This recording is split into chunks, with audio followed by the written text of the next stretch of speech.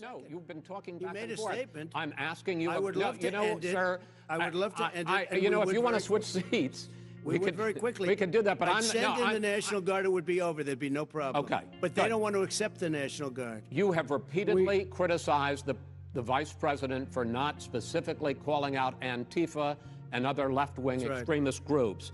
But are you willing tonight to condemn white supremacists and militia groups and to say that they need to stand down and not add to the violence in a number of these cities, as we saw in Kenosha and as we've seen in Portland? Sure, Are you I'm willing prepared to to do specifically that, but do it? Well, go ahead, sir. I would say almost everything I see is from the left wing, not from the right wing. So what are you saying? I'm willing to do anything. I want to see Well, peace. then do it, sir. Say it. Do it. Say it. Do you want to call him? What do you want to call him? Give me a name. Give me a White name. supremacists and Who would right you like me to condemn? White supremacists and right Proud militia. Boys, stand back and stand by. But I'll tell you what. Somebody's got to do something about Antifa and the left, because this is not a right-wing problem. This is a left-wing. FBI director This is a left-wing problem. White supremacists.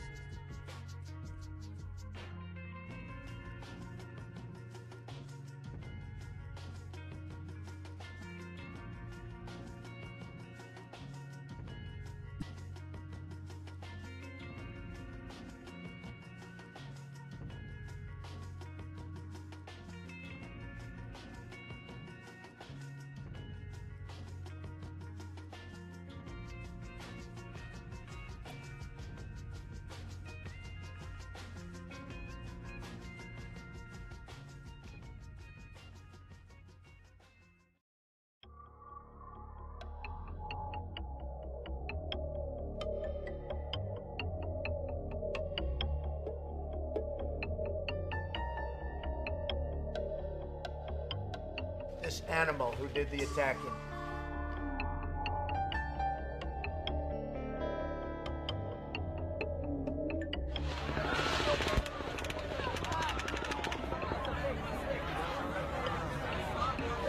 He was a demented, sick individual. The wires were crossed pretty badly in his brain, extremely badly in his brain, and it's a very sad event.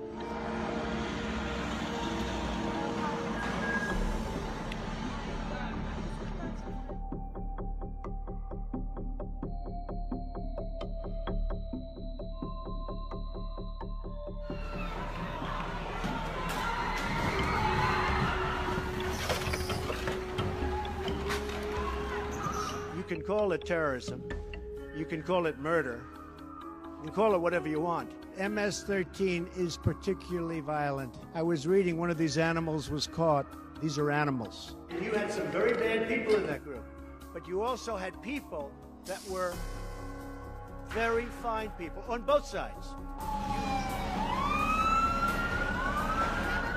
Donald J. Trump is calling for a total and complete shutdown of Muslims entering the United States.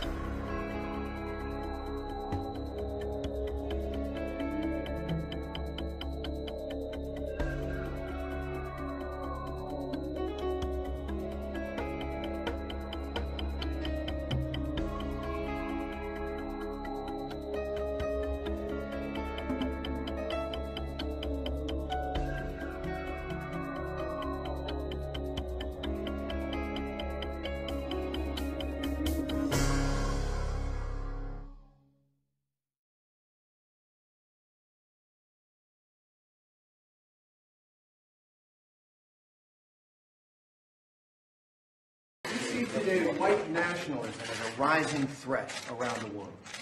I don't really. I think it's a small group of people that have very, very serious problems. I guess if you look at what happened in New Zealand, perhaps that's a case. I don't know enough about it yet. They're just learning about the person and the people involved.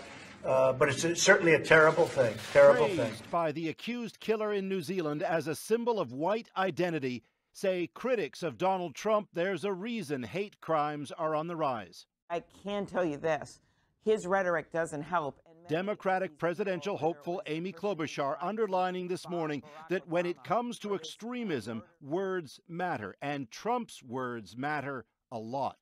At the very least, he is dividing people. They are using him as an excuse. Whether he's labeling undocumented migrants invaders, Mexicans as rapists, or defending so-called white nationalists as very fine people, Trump's language is increasingly seen as part of the problem. On Friday, it was what he didn't say. To the question, does he see white nationalism as a rising threat around the world? I don't really. I think it's a small group of people that have very, very serious problems.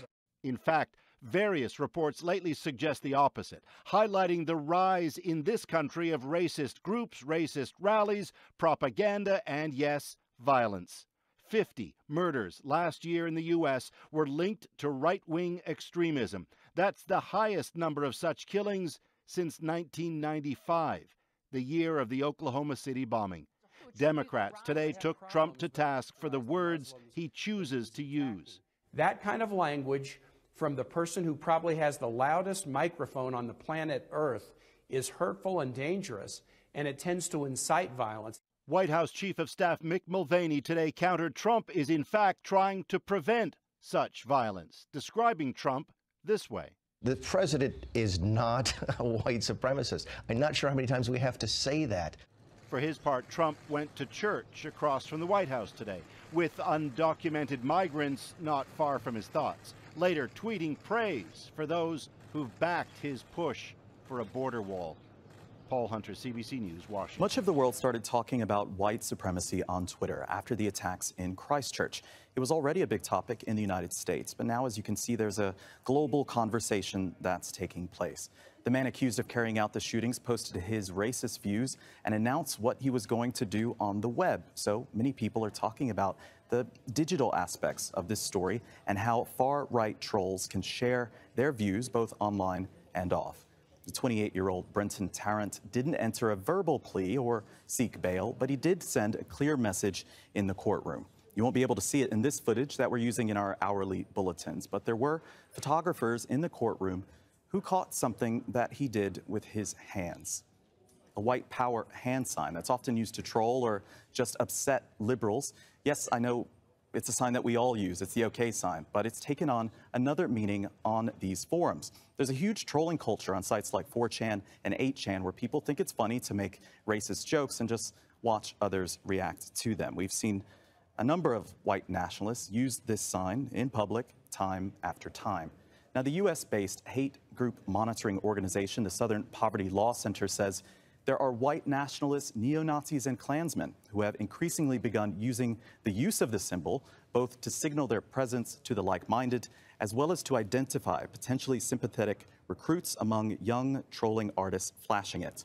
To them, the configuration means WP for white power. The SPLC says this kind of wink and nudge interaction with the racist right is a direct route to its normalization.